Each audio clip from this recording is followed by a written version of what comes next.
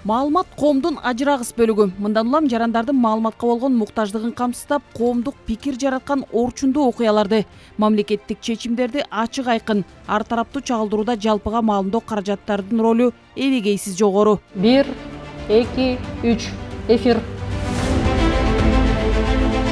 Улуттук биринчи каналдын түз эфиринде Ала Тоо, студияда Айжамал Олжобай кызы. Саламатсыздарбы?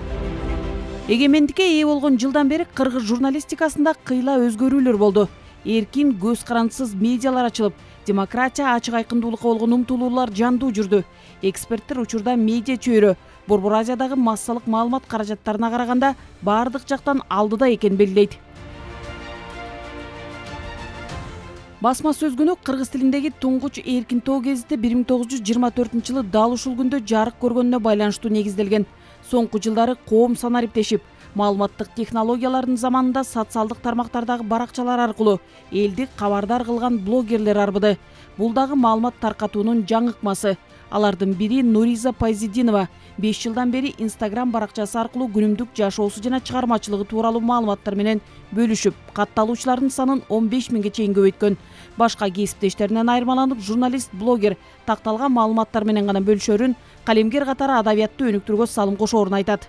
Жазган аңгемелеримди кыргыз тилиндеги, ошол эле учурда өзүмдүн топтогон ой толгоолорумду жана ошондой эле биздин азыркы учурдагы күндө болуп жаткан эң актуалдуу маселелерге өзүмдүн баягы ой пикирлеримди жазып тургандыктан көпчүлүк окурмандар менен менин ортомдо сөзсүз түрдө пикир алмашуу болуп, ошол эле учурда биз бул нерселерден кандайдыр бир тыянак чыгарууга дагы эң